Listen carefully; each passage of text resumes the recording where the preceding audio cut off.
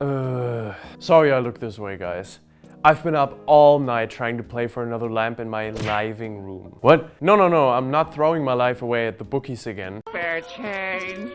Spare change, ma'am. Rather, I tried to grind the F122 Podium Pass. Seems like a bad idea? I know. And it's definitely time to figure out where this whole Battle Pass disaster started. So stay tuned, and at the end of the video, learn about the future of the Podium Pass.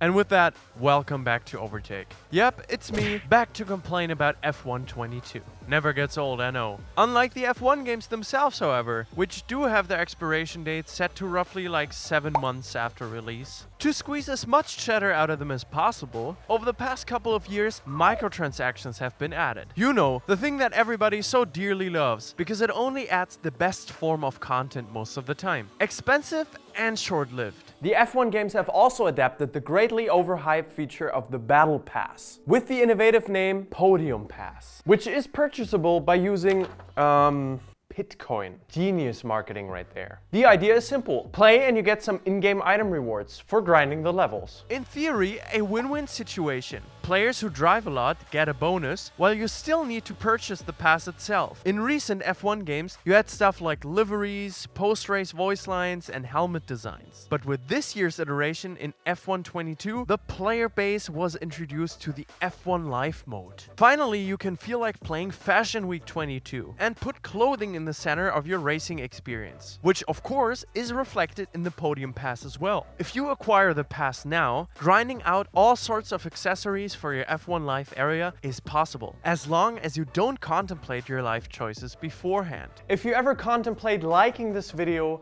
subscribing, and hitting that bell, you're one of the 60,000 finest racing connoisseurs on Earth. But back to the Podium Pass. You may now ask yourself, is there anything bad about this? Maybe it's exactly what the players want, but let me tell you, it's really bad.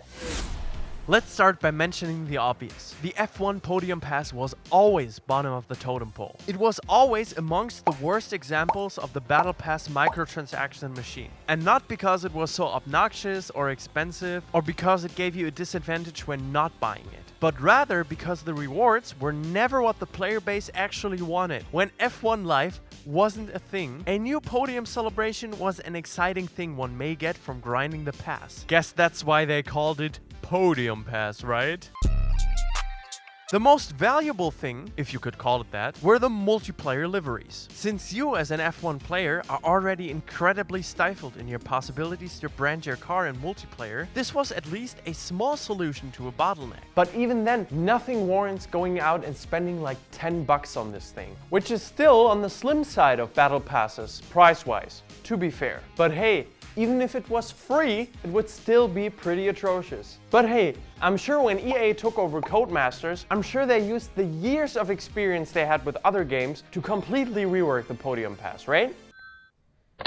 Bang. Hello? No. Like I previously mentioned, it got even worse this year. If you compare the first edition of the Podium Pass from 2021 and this year, it doesn't seem too different at first glance. Until you realize that they replaced some of the less awful stuff with this. No cap, that is close to trolling. And it ties into a bigger problem with microtransactions that is not only present in racing games.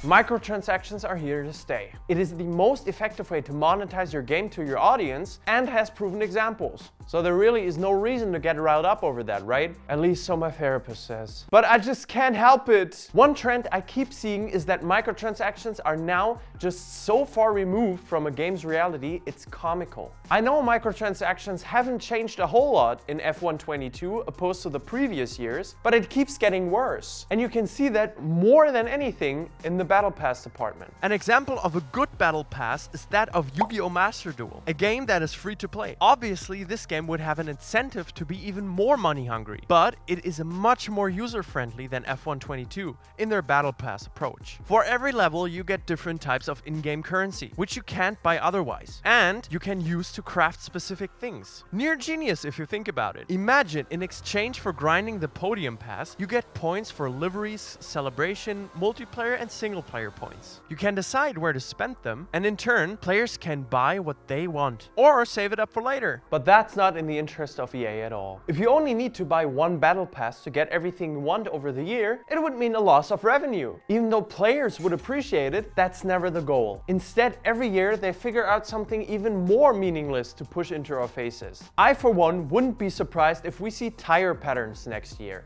Oh yeah, I see it right in front of me. For level 50, you either get the Twisted Snake or the Minecraft villager on your C3 compound. I'm just trying to figure out when the day comes where we look at each other and saying, no, we're not buying these useless money ditches anymore. Maybe then they would even be reworked. Before we get to the solution of the Podium Pass problem, let's point towards some areas where there could be an incentive made. In F1 22, you mainly drive F1 cars. Current ones, that is. In multiplayer, you have very limited options of customization, while everybody would love to have a full-blown livery editor. Love him or hate him, you even have the supercars now. So where are all the rewards for those things? Classic cars are one of the most commonly wanted return features from fans of the genre. And why not give the players some of the F1 partnered logos to put on their multiplayer car? I'm sure everybody would love to have a car plastered with Rolex DK. Or why not unlock something cool for the supercars? Make them get liveries as well, or put one exclusively at the last spot. The real question is, why do I have to play marketing director again? These are some easy fixes for the Podium Pass. And I would bet you my precious, unbeaten sim racing on-cam record that it would quadruple your revenues in Podium Passes. Even though this video is mainly about the Podium Pass, the blatant disregard for the player is what eats at me. Of course, nobody stays awake at night crying over their mistreatment of F1. But I don't understand how a feature that could be good is supposed to just stay bad just for the sake of it. Microtransactions can be in a game and even be seen as neutral by the community if done correctly. So if there is an effort being made to fix the ongoing issues, even something as lost as the Podium Pass can be saved. Until that point is reached, I would love for you to check out some of our other videos, especially the last one Joe did about an announcement in ACC. I didn't even know that. That's it from my side. Thank you all for watching, and until next time, cheerio.